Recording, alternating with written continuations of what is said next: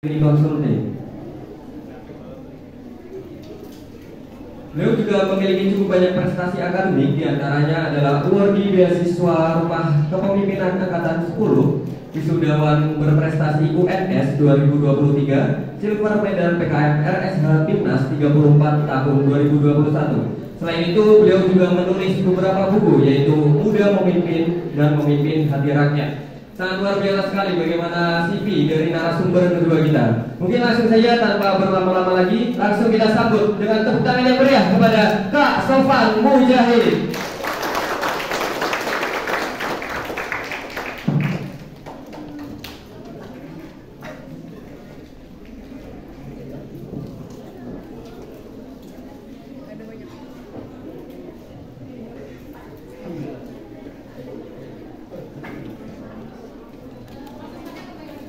Oh baik, karena Mas Sofan ke toilet sebentar, tunggu ya teman-teman.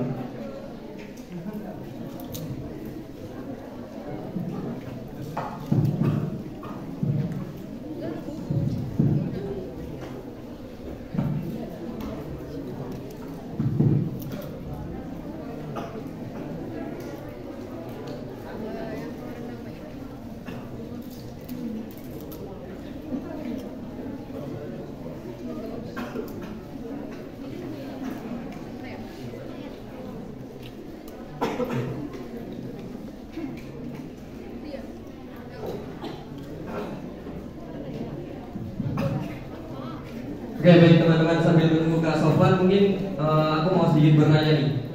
Alasan teman-teman mengikuti saham ini apa ya kalau boleh tahu?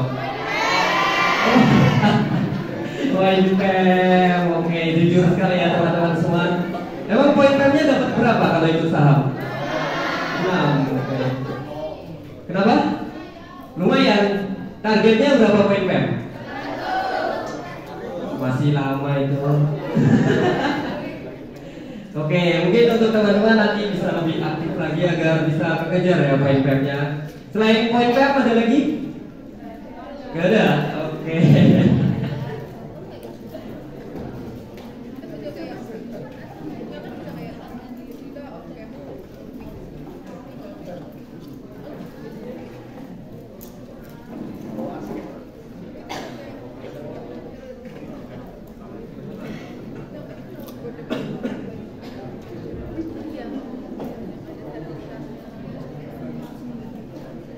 Oke, sambil menunggu Kak Sofan bisa makan terlebih dahulu ya teman-teman. Silakan untuk dinikmati snack yang diberikan oleh panitia. Oke, ini ya Kak Sofan sudah datang. Mungkin bisa tepuk tangan kepada Kak Sofan Mujahid.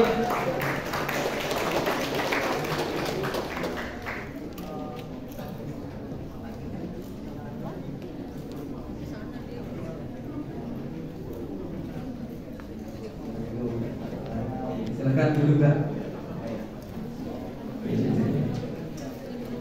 Kak Sofan, gimana nih kabarnya? Alhamdulillah baik teman-teman semuanya. Kak Sofan ini dari Solo ya?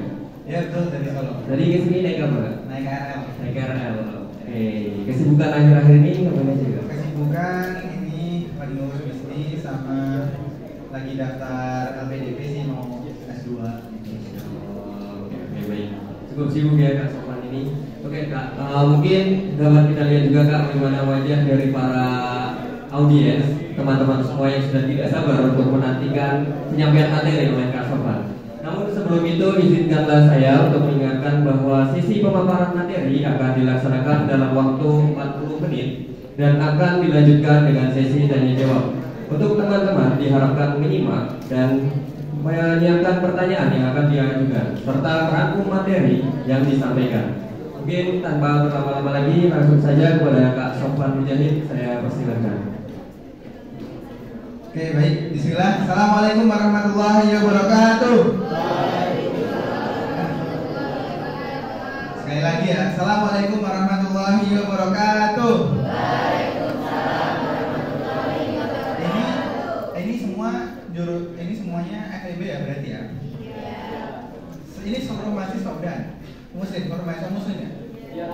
Tapi memang populasinya enggak beda jauh ya antara yang laki-laki sama perempuan ya.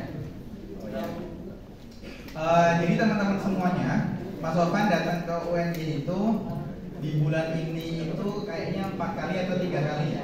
2 pekan yang lalu kayaknya juga di UNY. Sama ketemu kalian juga ya? Iya. Nah, ketemu sama kalian juga nanti di akhir bulan juga di UNY. Nah, Mas Sofan izin berdiri karena Mas Sofan di sini tadi pas berangkat naik KRL, pas mau berangkat sebenarnya dress code-nya mau pakai baju robani, baju-baju bapak muslim gitu. Tadi Mas Sofan sudah memprediksi, kayaknya narasumber pertama tadi Ustaz siapa? Ustaz Syam kayaknya lebih soleh dan kayaknya lebih agamis karena aktivitasnya juga di pondok pesantren, dan akhirnya saya prediksi bener pakaiannya pasti pakaian yang identitas muslim, maka saya di sini lebih ke pakaian kemahasiswaan gitu ya. Nah, karena apa? Karena Mas Sofan punya tanggung jawab untuk memberikan berbagai pengalaman, keilmuan sebagai statusnya Mas Sofan yang dulu pernah seperti kalian sebagai seorang mahasiswa muslim yang sama-sama juga di Fakultas Ekonomi dan Bisnis, walaupun dulu Mas Sofan di UNS.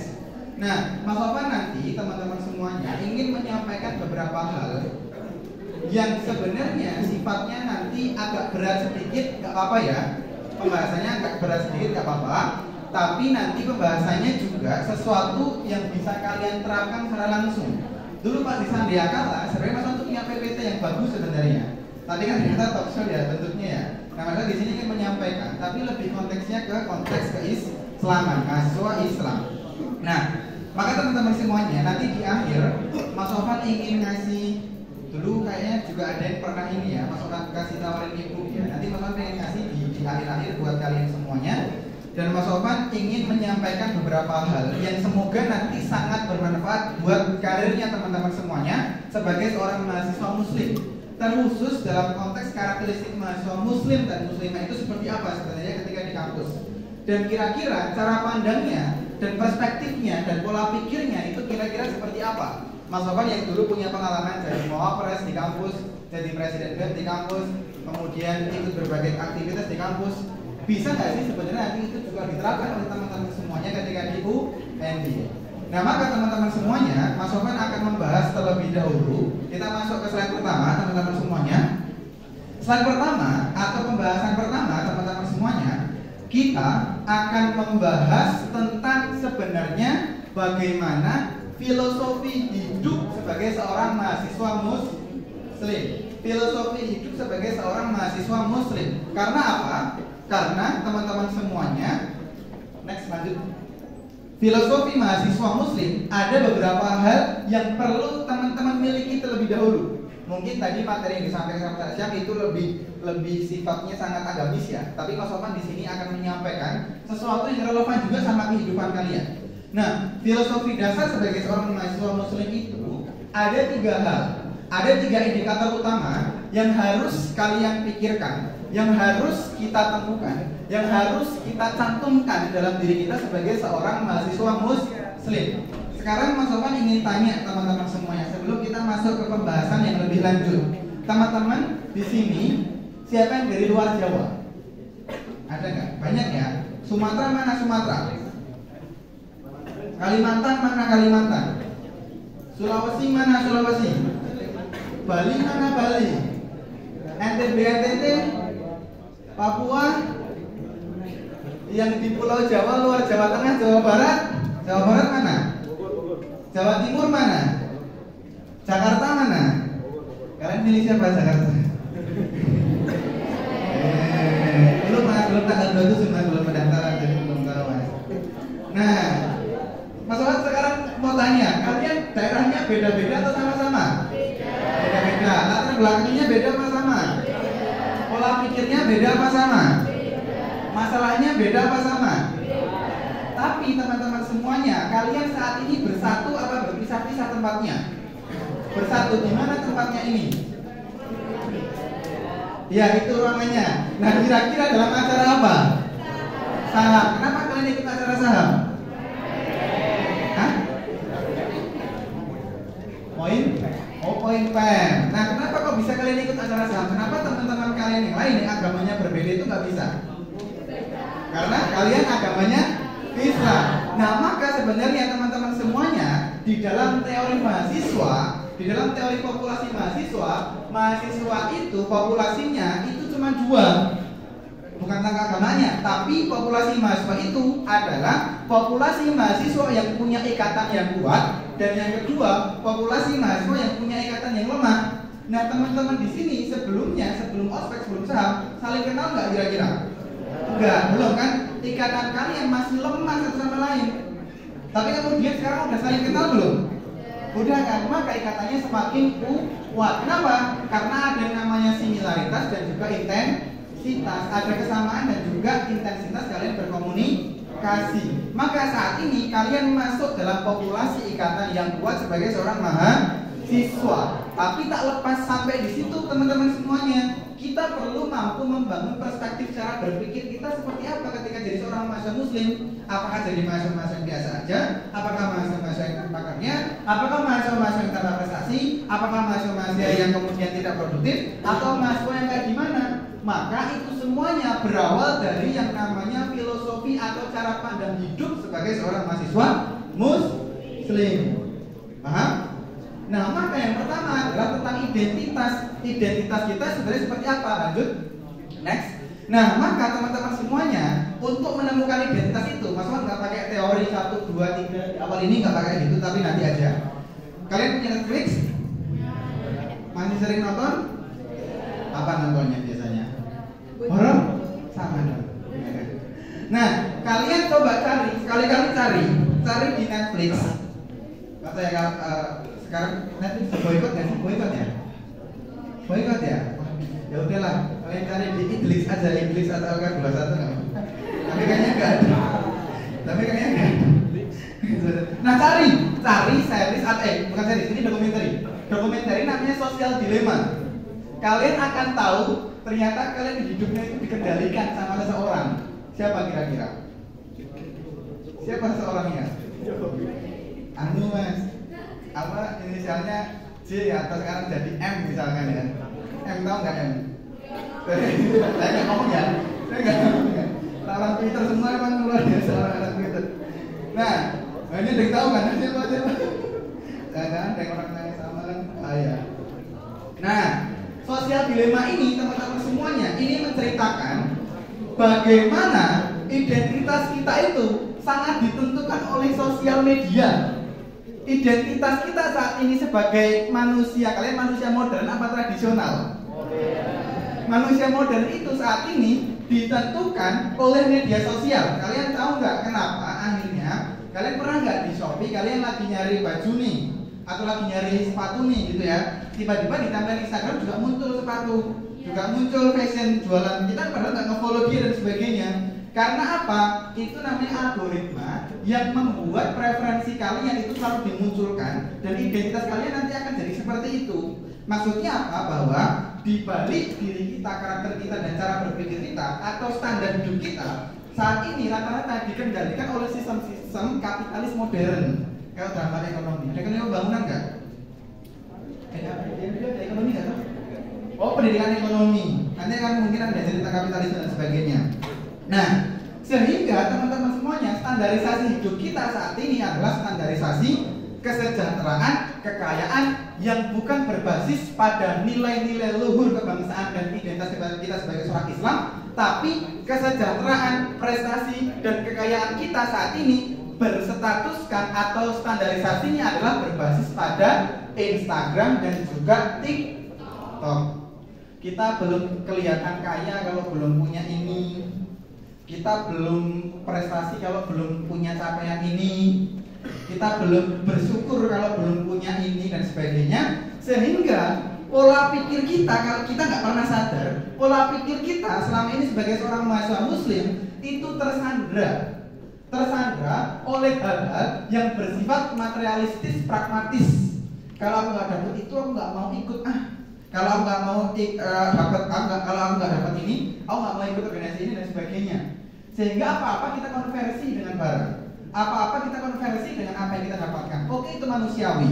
Tapi kemudian teman-teman semuanya, sekarang kalau misalkan kita tersandra dengan seperti itu, lalu Mas Wan ingin tanya, kira-kira kalau kalian sebagai seorang mahasiswa muslim, Mas Wan tanya, kalian Mas Wan kasih 10 miliar, kira-kira mau nggak?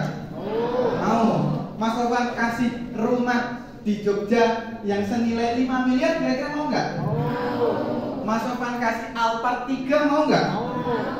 Mas Sofwan kasih Land Cruiser 3 mau nggak? Mas Sofwan kasih jabatan mau nggak kira-kira?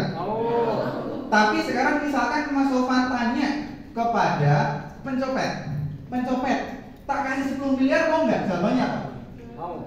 Pencopet tuh, Mas Sofwan kasih 10 miliar mau nggak kira-kira? Mau. Mas Sofwan tanya ke koruptor, tak kasih rumah 10 miliar kira-kira mau nggak? Mau. Mas Sofwan kasih ke pencuri, tak kasih mobil Alphard 3 kira-kira mau nggak?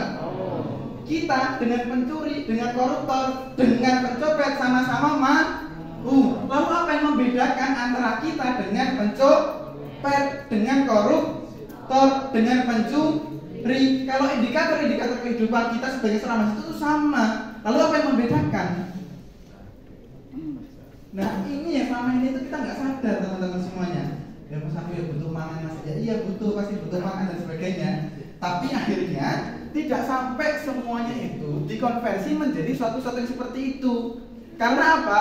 Sifatnya mahasiswa muslim atau sifatnya manusia itu, kalau misalkan punya harta atau sifatnya dunia itu terlihat indah, apa-apa aja yang belum dimiliki, dan terlihat biasa aja, apa-apa saja yang sudah dimiliki. Siapa yang dulu belum punya iPhone, sekarang udah punya iPhone, dulu kayak pengen banget dan sebagainya.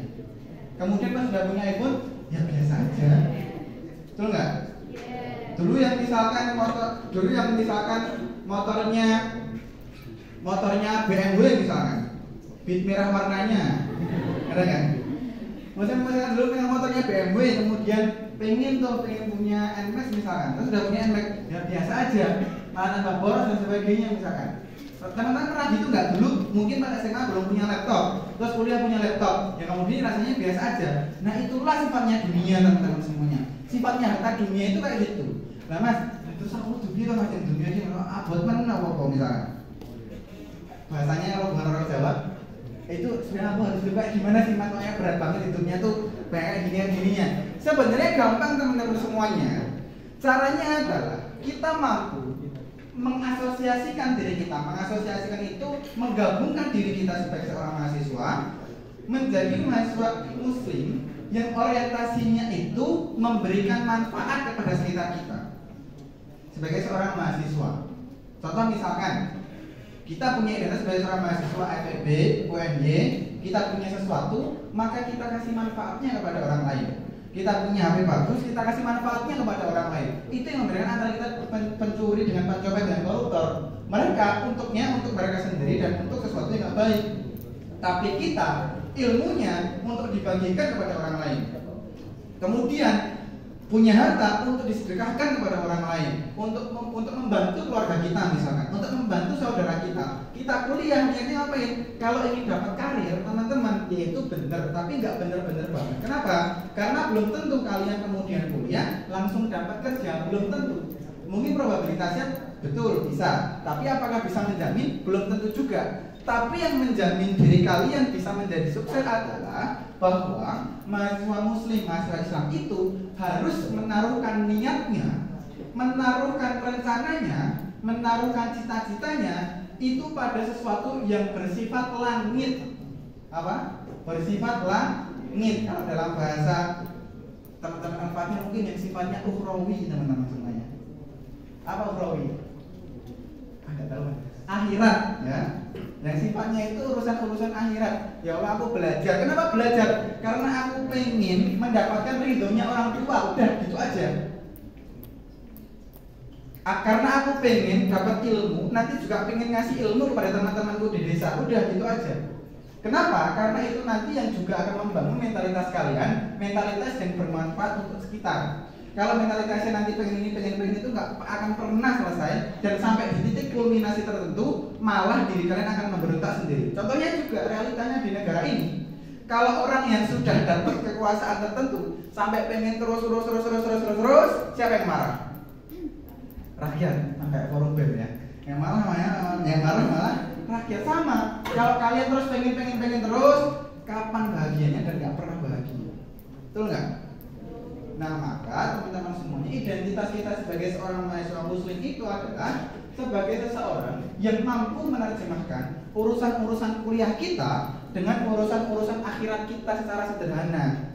Biar apa? Biar nggak maneman waktu kita, biar nggak sayang uang kita, biar nanti itu bisa dikonversi menuju aset di akhirat. Walaupun kita mungkin sekarang belum percaya, bukan belum percaya, tapi belum melihat hasilnya dan sebagainya, tapi itulah yang sebenarnya terjadi. Kadang apa-apa yang kita anggap remeh di dunia berarti berat di akhirat. Apa yang remeh di dunia berarti penting di akhirat. Kadang apa-apa saja yang terlihat penting di dunia ternyata remeh di akhirat. Nah, maka teman-teman perlu membangun identitas itu sebagai seorang mahasiswa muslim. Paham? Nah, lanjut. Nah, selanjutnya teman-teman semuanya, Mas, tugas kuliah apa sih, Mas? Sebenarnya tugas kuliah ya belajar, ya termasuk tugas kuliah, ngerjain UAS termasuk tugas kuliah, ngerjain PR tugas kuliah, ngerjain prakarya PKN juga tugas kuliah. Tapi apa yang membedakan antara kita sebagai seorang mahasiswa muslim dengan mahasiswa umum lainnya? Maka salah satu yang membedakan adalah tugas yang pertama, yaitu memahami tugas kehambaan kita. Tugas kehambaan kita sebagai seorang mahasiswa muslim. Maksudnya gimana, Mas? Di sini siapa yang dulu pernah berdoa tapi belum dikabulkan sama Allah? Ada? Angkat tangan. Apa, Bang? Oke. Siapa di sini yang dulu pernah berdoa tapi sudah dikabulkan sama Allah? Ayo ya. Siapa di sini yang dulu pas UTBK, apa sih kalau nama SNBT? Siapa yang dulu SNBT pernah berdoa sama Allah tapi sekarang belum dikabulkan? Yang belum dikabulkan berarti ini kampus yang lain ya, dosen ya. Nah, kira-kira perasaan kalian gimana? Sakit. Yang nyakitin siapa berarti? Panitia SNBT-nya atau panitia penerima mahasiswanya UGM-nya? Atau siapa kemudian yang kalian harus menyalahkan siapa dengan kondisi ini? Nah, maka teman-teman semuanya coba gini loh, hidup tuh gini loh, tak kasih tahu, hidupnya mahasiswa tuh gini loh. Biar kalian itu nggak capek, biar mentalnya itu kalian tetap sehat, biar kalian itu kayak ini. Apa-apa saja yang kalian doakan dan sudah dikabulkan oleh Allah Subhanahu wa taala, berarti Allah sedang menunjukkan kebaikannya. Tapi apa-apa saja yang kalian doakan tapi belum dikabulkan oleh Allah Subhanahu wa taala, berarti Allah sedang menunjukkan kedikdayaannya bahwa kalian nggak bisa ngatur Gusti Allah. Paham nggak? Jadi jangan kayak ya Allah, aku belum dapat ini kok, jahat banget ya Allah dunia ini. Kayak aku sendiri di sini berjuang sendiri, jahat banget teman-temanku dulu. Aku padahal di SMA ranking 1 terus, tapi kok aku di UNY misalkan bagus loh. Tapi teman-temanku yang dulu mungkin rankingnya bawah-bawah, tapi kok bisa sampai di kampus-kampus besar dan sebagainya. Kok hidup kok seberat ini kok ya Allah dan sebagainya gitu kan. Nah, maka kita tuh selalu pakai sudut pandang kayak gitu. Padahal seharusnya sudut pandang kita, tugas kita adalah tugas menjadi seorang hamba, yang dimana kehidupan kita itu untuk melihat belas kasihnya Allah kalau itu memang kita dikasih, dan melihat kedikdayaannya Allah kalau kita itu lagi nggak dikasih. Atau misalkan kita berdoa, misalkan di sini mohon maaf ada masalah keuangan, misalkan ya Allah aku udah berjuang cari uang dan sebagainya, tapi kok masih ada aja masalahnya dan sebagainya. Itu berarti menunjukkan, Allah sedang menunjukkan bahwa Allah itu yang berkuasa dan suatu saat akan membantu kalian dengan kebaikannya. Kalau kita nggak pakai sudut pandang kayak gitu, kita sering kecewa. Aku udah belajar banyak, tapi kok nggak bisa lolos PKN, nggak bisa lolos Timnas. Aku udah berbulan-bulan sampai gap year juga, misalkan belajar SNBP, SNBT, tapi kok ternyata juga belum dapat kampus pilihanku misalkan. Nanti kalian akan sering kecewa dan sebagainya. Nah, maka tugas utama yang terlebih dahulu adalah mampu menstatuskan diri kita sebagai seorang hamba. Hambanya siapa? Allah. Paham? Paham. Nah, yang kedua adalah membaca kondisi zaman. Mas, komentar Mas, membaca kondisi zaman teman-teman semuanya. Sekarang gini. Ada salah satu filsuf Jerman yang menyampaikan bahwa setiap zaman itu punya yang namanya, bahasa Jermannya itu Zeitgeist. Geist. Tulisannya agak susah. Yang artinya adalah ruhnya zaman. Atau kalau zaman sekarang tuh trennya tuh kayak gimana sih trennya? Jiwanya zaman itu sekarang kayak gimana sih? Nah, kita perlu untuk membaca kondisi itu. Kenapa teman-teman semuanya? Untuk kita mampu menyesuaikan hidup sebagai seorang mahasiswa muslim di zaman sekarang. Trennya sekarang seperti apa? Zamannya sekarang seperti apa? Apa yang perlu aku hindari? Apa yang perlu aku dekati? Apa yang perlu aku lakukan? Apa yang perlu aku tinggalkan dan sebagainya? Itu penting banget untuk kalian ketahui. Karena supaya apa? Supaya kalian mampu jadi mahasiswa berprestasi. Caranya satu, yang pertama, membaca kondisi zaman. Kenapa? Karena nahkoda terbaik itu yang kayak gimana menurut kalian? Nahkoda kapal terbaik itu kayak gimana? Kayak gimana? Bukan siapa, kayak gimana? Kayak Budiono Siregar bukan ya? Saya pengen itu berkali-kali. Sorry. Cuma saya. Desa, nggak perlu. Tugasnya nahkoda apa menurut kalian? Tugasnya nahkoda apa? Kapal apa? Bukan LAUT tapi LAUD. Tugasnya nahkoda apa menurut kalian? Bawa kapal. Oke, terus apa? Itu maksudnya itu lebih kapal. Apa? Apa nahkoda? Tugasnya apa? Dulu pernah cerita jadi nahkoda. Apa? Tugasnya apa? Membawa penumpang. Membawa penumpang, betul semuanya. Tapi yang paling penting tugas dari seorang nahkoda itu adalah nahkoda yang baik adalah nahkoda yang baik adalah yang mampu membaca kondisi ombak lautan. Kenapa? Karena dia mampu menentukan apa yang harus dia lakukan ketika membawa kapalnya. Sama kayak teman-teman semuanya. Kita mampu menentukan apa yang harus kita lakukan ketika berkampus di UNY ini sebagai seorang mahasiswa muslim dengan kondisi lautan ya seperti ini di UNY, dengan kondisi lautan yang seperti ini di Indonesia. Nah, sehingga kita harus ngapain dengan tantangan-tantangan yang harus kita lakukan.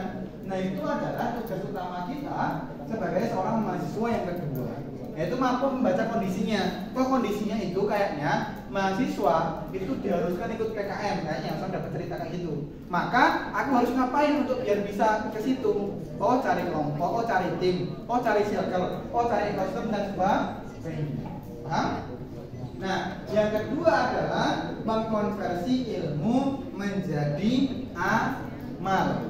Ilmu-ilmu yang kalian dapatkan termasuk di forum-forum seperti ini, termasuk di kuliah-kuliah dan sebagainya, itu nanti mampu kalian konversikan menjadi amal-amal kebaikan, sehingga kalian mampu menjadi orang baik di sekitar kalian. Itu sangat-sangat sudah cukup di zaman sekarang. Berapa banyak di zaman sekarang orang-orang itu yang akhlaknya nggak baik, yang kemudian merugikan orang lain, bahkan di rumah tangga akhlaknya nggak baik dan merugikan anggota rumah tangganya dan sebagainya.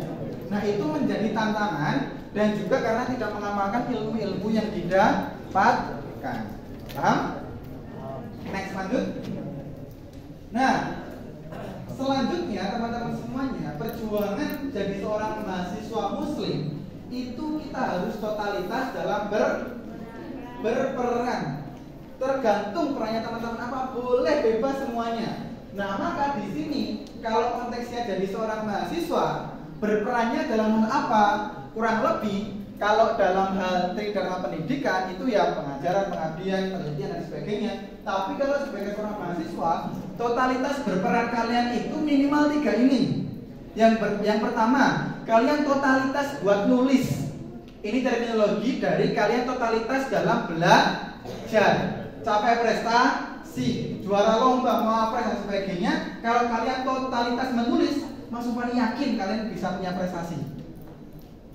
Mas, tapi aku nggak bisa menulis, Mas. Apapun itu kalian bisa kalian lakukan. Coba dilihat dengan seksama. Hampir 99% mau pres di berbagai kampus manapun, pasti dia jago nulis. Lihat deh misalkan, kemarin misalkan Mas itu Mas Deski itu kalau di sini nulis kan, nulis, masukkan misalkan nulis dan sebagainya. Kalau kalian mau jadi mawapres, bisa berprestasi muslim, membanggakan orang tua kalian senang bisa dapat piala, anakku cerita RT dan sebagainya, aku jadi mawapres dan sebagainya. Mawapres apa mbak? Bisa berprestasi, oh malah. Nah misalkan kayak gitu, kalian dengan cara apa? Kalian jago menulis, paham? Gak bisa ya mas, misalkan dia belajar, paham? Nah, terima kasih, paham ya? Nah, yang kedua, gak hanya menulis teman-teman semuanya, tapi kalian juga harus pandai mengorganisir. Organisir itu bukan hanya kalian jadi pengurus organisasi, tapi mampu mengorganisasi diri kalian sendiri. Nah ini yang awal dulu tadi menulis itu, ketika Mas Sofwan nulis buku di usia 20 tahun, Mas Sofwan nulis 2 buku. Yang pertama judulnya Mudah Memimpin, yang kedua judulnya Memimpin Hati Rakyat. Kemarin Mas Sofwan nge-share stoknya habis, dan karena Mas Sofwan melihat ada permasalahan di bangsa ini, akhirnya Mas Sofwan ikhtiarnya adalah bagi-bagi e-book itu di Instagram secara gratis. Kemarin ratusan yang reply sampai capek tangannya untuk membagi e-book ini ke teman-teman semuanya. Nah, yang kedua itu mengorganisir ini ketika apa ini ya? Ini enggak ini apa namanya? Ketika orasi, ini sebenarnya pas aksi bela Palestina, bukan orasi BEM. Aksi bela Palestina itu bawa benderanya Palestina sebenarnya. Itu kelihatannya merahnya toh. Nah di Solo aksi bela Palestina, kalian harus mampu mengorganisir diri kalian sendiri maupun organisasi. Kalau kalian mau berorganisasi, kalian harus menata diri kalian sendiri. Mulai dari jadwal kalian, mulai dari urusan-urusan kalian harus bisa terjadwal, organisasi dan totalitas dalam berorganisasi. Kenapa? Kalian nggak akan bisa jadi ketua organisasi kalau nggak ikut organisasi. Kalian nggak akan jadi ketua apa namanya? Kalian nggak bisa jadi mas'ul al-fatih misalkan. Kalau kalian nggak daftar al-fatih, maka kalian habis ini harus daftar al-fatih. Betul teman-teman panitia?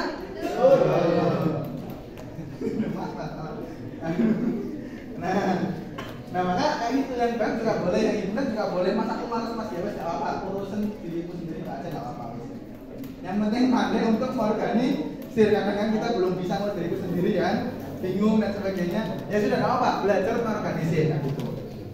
Nah yang ketiga adalah mengabdi kalian tadi sebagai status kehambaan. Yang kedua mengabdi terhadap orang tua kalian yang sudah ngasih kalian sponsor beasiswa, yang ada beasiswa dari instansi lain. Orang tua kalian itu sebagai institusi pemberi beasiswa yang sangat ikhlas, baik uang makan kalian, baik kos kalian, baik UKT kalian, baik barang-barang kalian yang lain dan sebagainya, beasiswanya dari orang tua kalian. Maka kalian harus mengabdi untuk orang tua kalian menuju prestasi yang diharapkan. Konteksnya juga kalian mengabdi kepada masyarakat sekitar kalian atas ilmu yang kalian dapatkan. Ini Mas Sofwan ketika bangun sekolah gratis yang paling kanan, namanya Sekolah Generasi Indonesia. Mas Sofwan ngasih beasiswa ke 40 anak-anak di belakang kampus UNS di pinggiran sungai apa? Bengawan, Solo, kasih beasiswa 40 juta kepada anak-anak. Pas Mas Sofwan juga dapat beasiswa namanya Rumah Kepemimpinan. Nah, kenapa? Karena orientasi mahasiswa muslim itu kalau dapat sesuatu juga ngasih sesuatu kepada orang lain sebagai investasi ketika nanti kita sudah nggak ada. Sama, kenapa Mas Sofwan tulis buku, kenapa kira-kira? Alasan awalnya cuma gampang teman-teman. Ketika SMA tuh dulu pas akhir-akhir pas lulus, dulu Mas Sofwan ketua Promosis Nusantara Nasional, jadi keliling-keliling ke daerah-daerah. Dulu juga ketua Promosi Jawa Tengah, jadi keliling-keliling dari dulu sekolahnya di Kartosuro sebenarnya, di arah Solo Jogja, di Nur Hidayah Boarding School namanya, swasta, nggak boleh kemana-mana, nggak boleh bawa HP, tapi harus jadi ketua umum Promosi Jawa Tengah. Akhirnya akhir pekan itu naik bis Sugeng Rahayu, Sumber Kencono, itu Jawa Timuran sampai ke Semarang naik kereta. Kalau yang Pantura pasti tahu kereta namanya, kereta Kaligum namanya. Kaligum kemana? Ke Kendal, ke Batang, ke Pekalongan, ke Pemalang, ke Tegal, ke Brebes, ke Cilacap. Iya, di mana sana ya? Ada, mari Tegal, mari Brebes ada. Ada apa orang? Orang?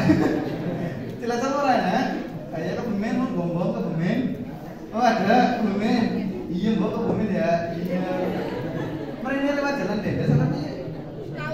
Tahu? Kalau jalan Dendes terus ya? Iya.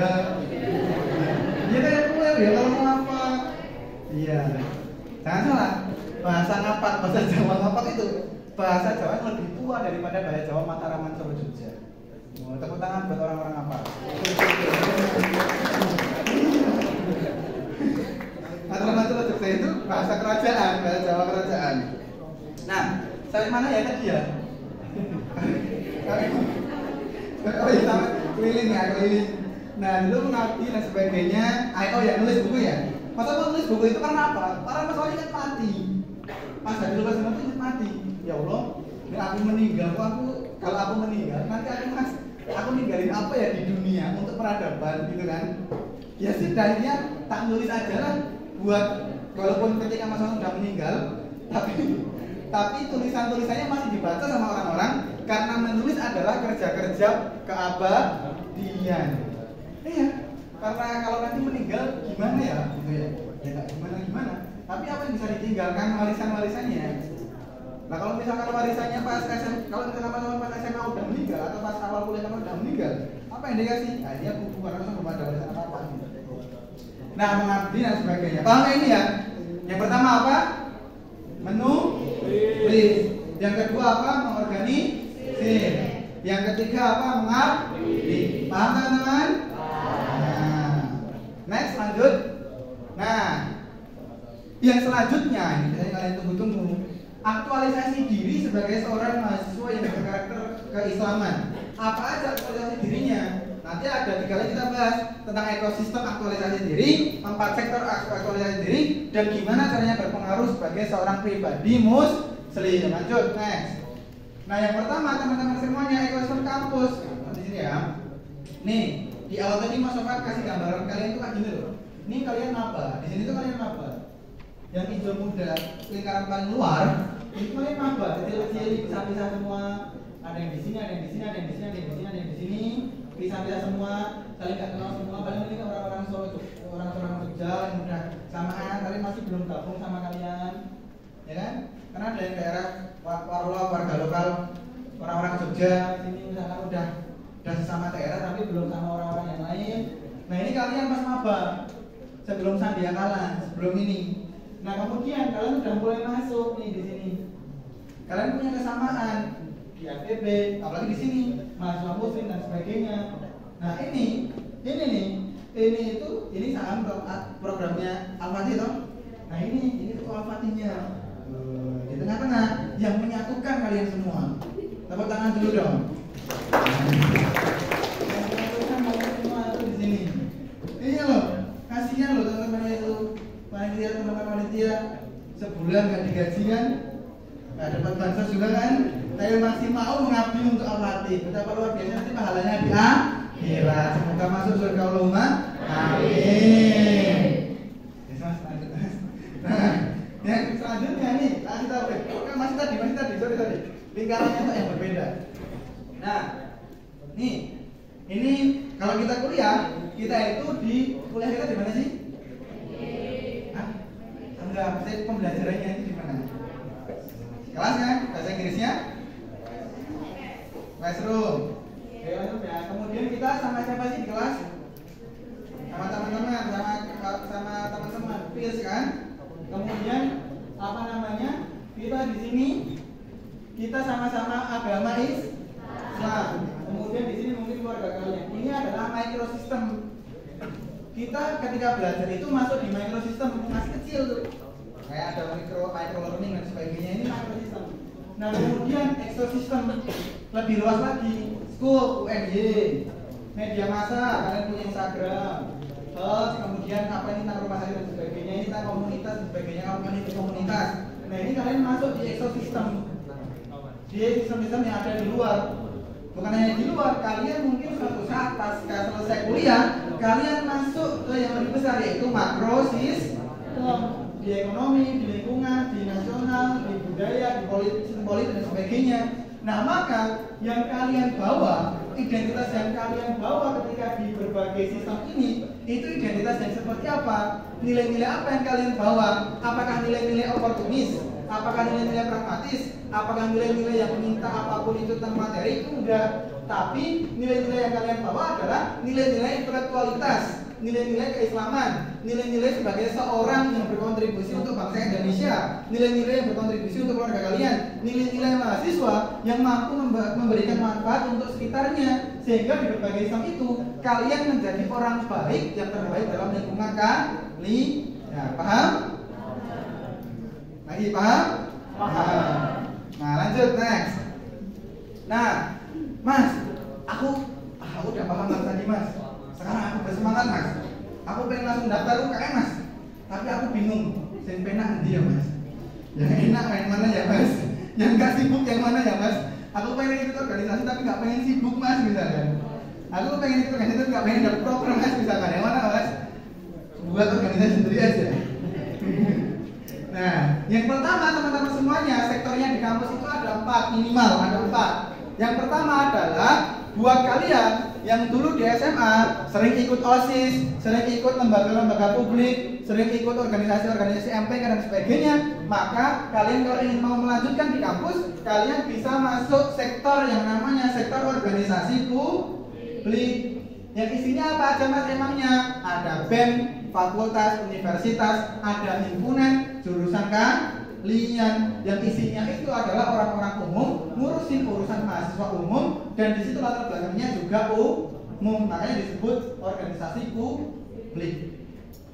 Aduh Mas, aku wis capek banget Mas organisasi publik Mas. Aku pengen dimasuk di UNY ini, aku pengen lebih soleh Mas sebenarnya. Lebih solihah, apalagi kalau aku bisa ikut mentoring bersama, kemudian bisa lebih baik, aku pengen dapat lingkungan yang lebih baik kayak gitu. Kalian bisa masuk ke sektor organisasi keagamaan. Namanya apa kalau di FPBUNY? Al-Fatih. Maka teman-teman kalau bisa daftar Al-Fatih ya. Pendaftarannya udah belum? Belum ya? Ditunggu aja ya. Jangan lupa stay tune di Instagram Al-Fatih UNY. Followersnya berapa? Followersnya 3.300 ya, semoga nanti bisa nambah lah. Amin. Nah, kemudian Mas, aku insecure Mas kalau ikut Al-Fatih Mas, karena soleh-soleh Mas, bisa ngaji semua. Aku masih bingung ngaji dan sebagainya. Tapi aku pengen ini aja Mas, aku pengen ikut lomba-lomba aja Mas. Boleh, kalau kalian ikut lomba-lomba, asisten dosen dan sebagainya, pilih sektor yang ketiga, namanya sektor kelompok akademik. Nah, sektor akademik, oke. Cepet lagi ya teman-teman ya. Yang keempat adalah sektor komunitas sosial. Kalau kalian pengen ikut di volunteering kayak gitu. Next, lanjut. Ya, berpengaruh baik lah ya teman-teman, karena saya jawab. Dulu pernah masuk korannya Media Indonesia, korannya Media Indonesia, korannya Metro TV. Dulu pernah ditanya, Sofan Nurdin, kenapa bisa sampai di titik ini karya-karyanya, sampai di posisi ini gitu ya. Jadi ketua BEM, gimana cara ibunya Mas Sofan dulu mendidik Mas Sofan? Saya juga bingung lah, gimana ya dulu ibu mendidik ya. Kayak nggak pernah ngasih buku ensiklopedia hewan-hewan, nggak pernah ngasih buku rumus matematika, nggak pernah. Oh ternyata Mas Sofan ingat. Oh iya Pak, Mas Sofan Sarang, kayaknya ibu saya dulu mendidik saya dari langit lewat doa-doanya. Saya bangga ya. Nah ini dulu pas kuliah 3 tahun 4 bulan lulus. Ini ibu saya seorang single parents yang membesarkan 6 orang anaknya. Wow. Nah, coba tebak Mas Sofan anaknya berapa? Sama. Anak ke-6, betul. Anak terakhir. Nah itu single parents yang membesarkan 6 orang anaknya. Paling nakal ya anak terakhirnya ya. Nah, lanjut next, apa sih di sini? Ini dikit aja teman-teman. Satu lagi yang kalian lupa. Kadang kita menggubu-gubu ini ya, ini idealnya gini. Tapi lupa semuanya ini tuh punya Allah. Ini itu langitnya Allah. Ini itu alam semestanya Allah. Ini semua itu punya Allah. Maka harus ridho sama ketetapannya Allah. Jangan mengeluh. Bahkan sampai misalkan kalau ada hamba yang nggak syukur dan sabar, Allah tuh sampai ngancam gini. Kalau kalian nggak syukur dan sabar, ya sudah, ganti aja bumi yang lain. Memang ada. Ganti aja alam semesta yang lain, memang ada. Ganti aja Tuhan yang lain, memang ada. maka kalian harus ridho atas ketetapan Allah dan mencintai Nabi Sallallahu Alaihi Wasallam. Karena ya ayat nafsul mutmainah irji ila rabbiki radiyatan mardiyah, kita ridho dan Allah juga ridho. Pada uji berarti uji jannati, kemudian kita jadi hamba dan kemudian kita masuk surga. Oke ya, next apa ya? Ini sebagai bentuk terima kasih Mas Sopan. Mas Sopan di sini mengucapkan terima kasih ya karena kalian mau berkumpul di sini. Terima kasih Mas Sopan. Kalian kalau mau dapat e-booknya Mas Sopan gratis mau nggak pengen apapun gratis, bisa DM Mas Sopan di @shop Mujahid. Kalau mau tinggal DM aja, nanti Mas Sopan kasih linknya. Biasanya rata-rata orang itu masih pengen yang mudah mungkin karena lebih gampang dibaca dan tentang kampus dan tentang organisasi. Kalau pemimpinan interaktif itu lebih ke anak-anak BEM, tiba-tiba anak-anak BEM pergerakan perlawanan kayak gitu. Nah kalau mau DM aja Shop Mujahid, kalau mau callback ya tinggal DM aja langsung callback. Nah gitu ya teman-teman ya. Nah mungkin itu aja. Mas Wan yang terima kasih kepada kalian karena kalian mau belajar di sini. Dan mungkin itu saja, intinya jadi mahasiswa muslim keren adalah sebuah pilihan. Akan tetapi menjadi mahasiswa muslim yang bermanfaat adalah sebuah keharusan. Tetap semangat teman-teman semuanya, semangat berbuat kebaikan. Wassalamualaikum warahmatullahi wabarakatuh. Gimana menyampaikan materi yang sudah disampaikan oleh Kak Sofan Mujahid. Baik, untuk selanjutnya adalah sesi tanya jawab di mana nantinya akan ada 2 penanya tercepat. Dan apabila yang bertanya nanti akan ada sedikit bingkisan dari Kaf dan Wardah, sekaligus juga akan ada sebuah buku dari karangan Ketua Saham yaitu Andi Muhammad Al-Fatih. Oke, mungkin bagi yang ingin bertanya bisa angkat tangan. Yang Ikhwan paling depan. Dari kedua sama yang Ahmad. Sebelumnya, Assalamualaikum warahmatullahi wabarakatuh. Perkenalkan, nama saya Muhammad Zikri Abdillah, biasa dipanggil Iki, dari Gugus Kairo. Di sini tadi di awal disinggung bahwasanya Allah memberikan nikmat kepada hambanya. Contohnya seperti berkuliah di kampus impian. Nah, ketika kita ketolak di univ impian, lalu diterima di kampus yang lain, apakah itu suatu hidayah atau ujian? Terima kasih. Jadi yang terakhir gimana? Yang terakhir? Kalau kita ketolak di kampus impian, lalu keterima di kampus lain, apakah itu suatu hidayah atau ujian? Terima kasih. Baik, untuk Kak Sofan mau ditampung atau dijawab langsung? Jawab nanti kayaknya panjang banget, jadi tampung dulu biar semuanya ada waktu buatnya. Oke, baik, ditampung terlebih dahulu. Mungkin selanjutnya kayak Ahmad tadi yang ingin bertanya. Assalamualaikum Kak, mohon maaf izin bertanya. Saya Fiftia Dewi Violina Mercy dari Prodi Akuntansi Asti Bukhara. Izin bertanya Kak, kita kan harus menjadi manfaat bagi orang lain, tetapi di lingkungan kita tidak mendukung. Contoh kita ingin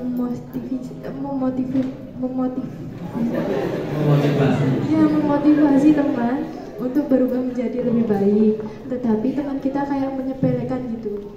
Ya, solusinya gimana ya Kak? Terima kasih. Assalamualaikum. Sudah cukup. Udah cukup. Oh ya. Silakan boleh Kak Sofan. Siap, Kak Sofan sambil duduk ya teman-teman ya. Yang pertama, apakah itu hidayah atau apa tadi? Ujian. Apa menurut kalian? Ujian. Hidup itu adalah ujian. Jadi gini teman-teman, sobat, ini masuknya di ini ya, masuknya di keilmuan akidah dan tauhid ini sebenarnya. Nah, sering ngaji ilmu akidah tauhid sama seorang kiai yang memang sangat kagum banget. Jadi gini teman-teman semuanya. Saya pakai yang mana ya? Biar masuk di logikanya teman-teman. Gini.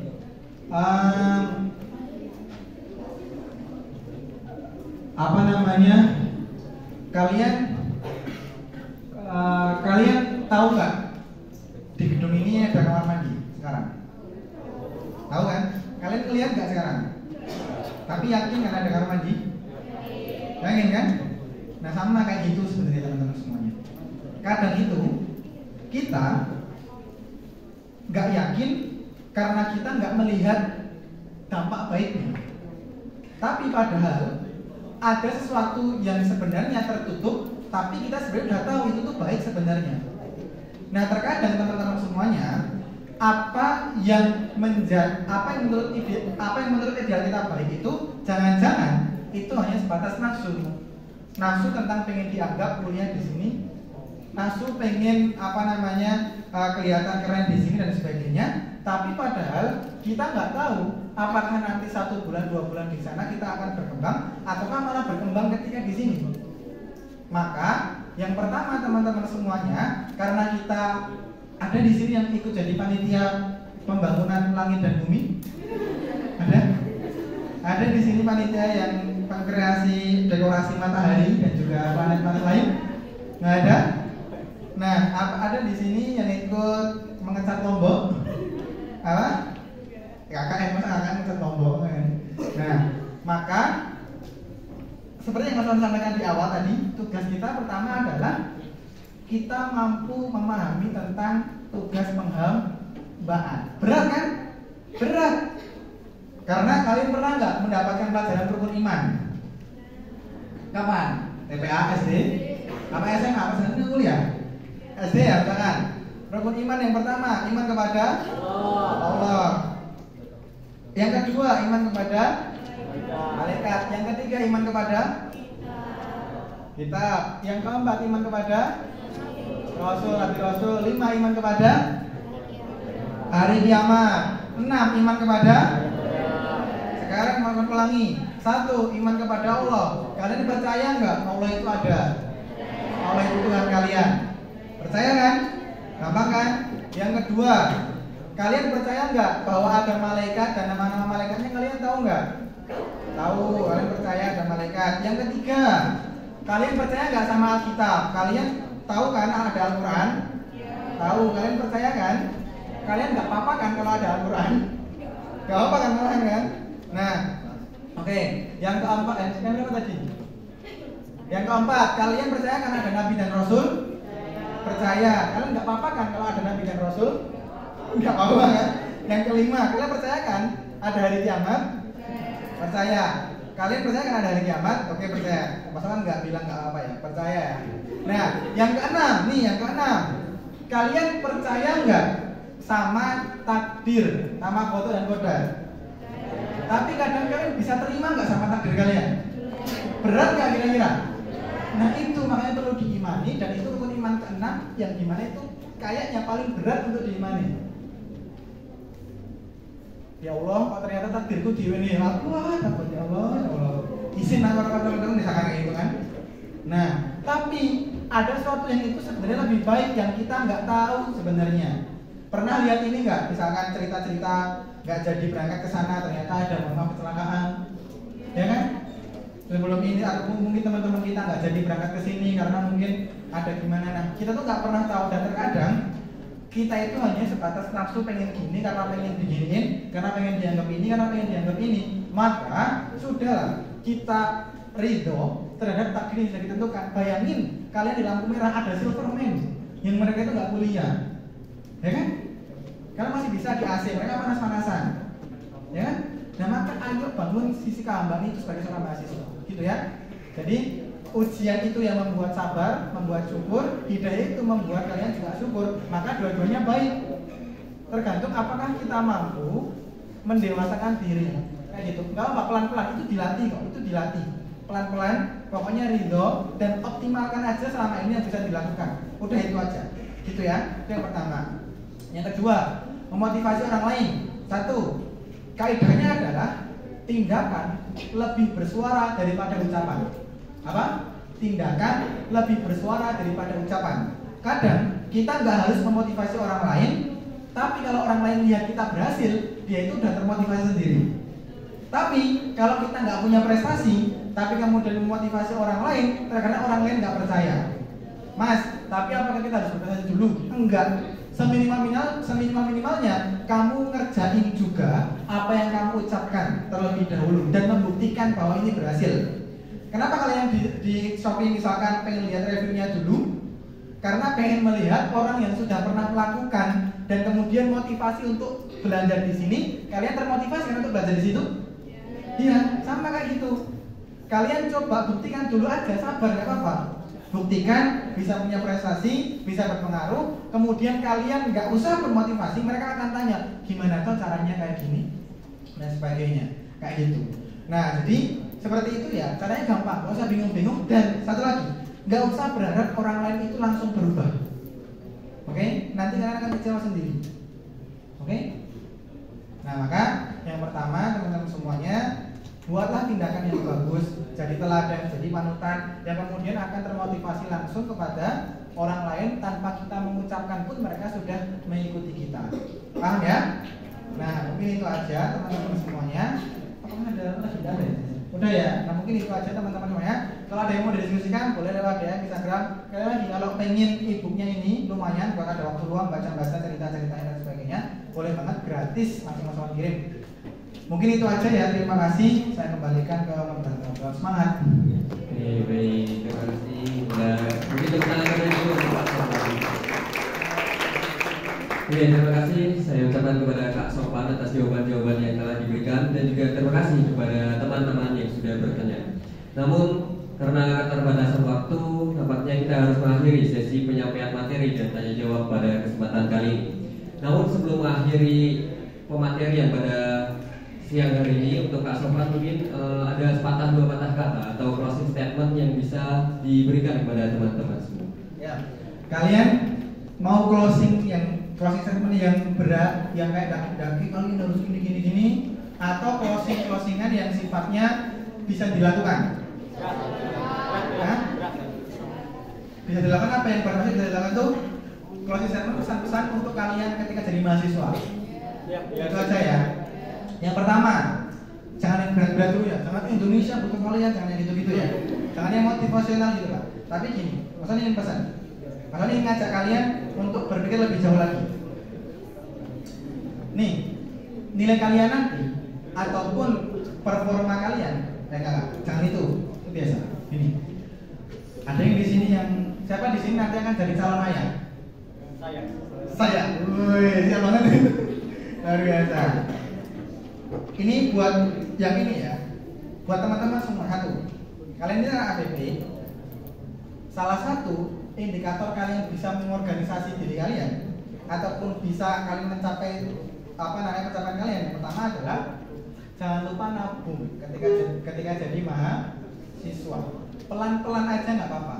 Mas Sofan dari sejak kampus sampai sekarang itu nggak pernah minta uang sama orang tua.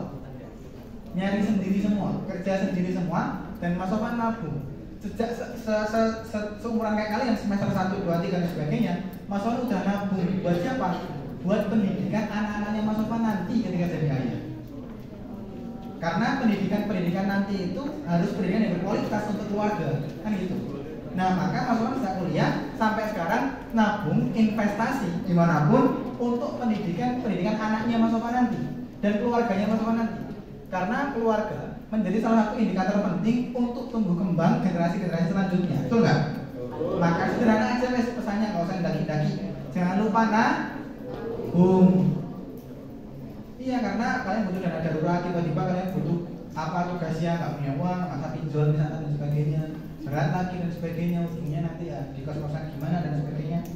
Maka harus mulai nabung dan manajemen uang yang kalian financial management. Apalagi anak akuntansi harus seimbang, ya. Itu aja wes ya pesannya ya. Yang konkret aja lah, nggak usah yang daki-daki dulu karena berat. Nanti udah kalian di negaranya ngurus negara juga berat kan. Terus apa namanya menghadapi realita kehidupan kalian masing-masing juga berat kan. Nah makanya udahlah, kalau ada uang sedikit-sedikit tabung biar bisa kalian jadi orang kaya. Mau orang kaya? Mau kan? Ya. Saya doakan kalian jadi orang kaya yang dermawan. Mungkin itu aja ya. Terima kasih. Jangan lupa juga follow Instagramnya Mas Moderator siapa? Chandra. Ya, jangan lupa. Siapa tuh kan?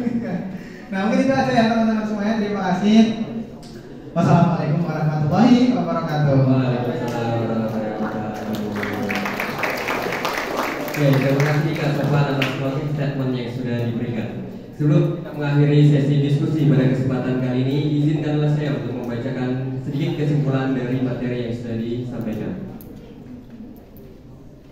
Jadi kesimpulan dari pematerian tadi ya, perjuangan mahasiswa muslim ada 3. Yang pertama yaitu harus tahu tentang filosofi dasar, tentang menemukan identitasnya, mengingat tugas utamanya seperti memahami tugas kehambaan, membaca kondisi zaman, mengkonversi ilmu menjadi amal, serta totalitas dalam berperan bisa melalui apa saja, misal menulis, mengorganisir, atau mengabdi. Yang kedua ialah aktualisasi diri, di mana aktualisasi diri dibagi menjadi 3. Yang pertama ada ekosistem, 4 sektor potensial dan berpengaruh baik pada sekitar. Dan yang terakhir ialah transendensi, yaitu ridho akan ketetapan Allah Subhanahu wa Ta'ala dan mencintai Nabi Sallallahu Alaihi Wasallam.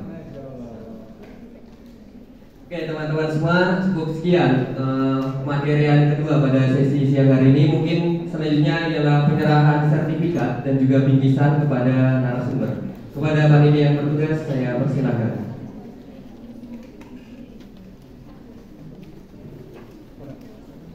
Kepada Fatih selaku ketua panitia. Jadi ada jurusan akuntansi nggak? Oh ya, apa ya? Ini namanya Mas Gibran, tetap nggak jadi ketua himpunan. Oke, saya bantu 1, 2, 3. Sekali lagi 1, 2, 3. Oke, mungkin bingkisannya. Ini kerjasama sama kap terus ya, Pes? Atau ini apa ya, Pes? Oh, Oke, saya bantu 1, 2, 3. Sekali lagi 1, 2, 3. Oke. Sekali lagi tepuk tangan yang meriah kepada Kak Sofan Mujahid. terima kasih ya teman-teman semua ya. Oke, baik, terima kasih banyak kepada Kak Sofan Mujahid atas penyampaian materi yang sangat luar biasa. Oke teman-teman semua, setelah selesai penyampaian materi dari 2 narasumber kita, selesai juga saya berada di depan teman-teman semua. Mungkin sebelum mengakhiri pematerian pada siang hari ini, saya akan ada 1 buah pantun, dan buat teman-teman mungkin bisa membantu dengan berkata cakep gitu ya. Oke, Kak Fatih pergi mengaji, pulang-pulang bawa bingkisan. Saya akhiri talk show hari ini. Terima kasih dan semoga berkesan. Wabillahi taufiq wal hidayah. Wassalamualaikum warahmatullahi wabarakatuh.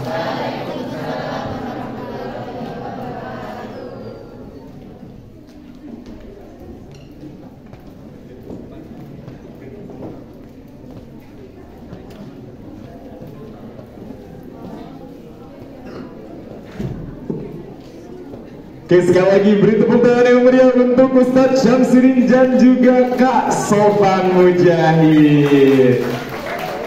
Terima kasih kepada Kak Sofan dan Ustadz Syamsuddin yang telah menyampaikan materi yang sangat luar biasa dan juga pastinya bermanfaat ya untuk kita semua yang ada di sini, khususnya untuk teman-teman Saham 2024. Dan tak lupa juga kami ucapkan kepada moderator kita, yaitu Arhina Ayudhya Chandra Yudhistira yang telah memandu berjalannya acara sesi pemateri pada sesi materi tadi. Apa yang disampaikan oleh Kak Sofan Mujahid semoga dapat menjadi bekal kita, menjadi bekal untuk teman-teman cendekia muda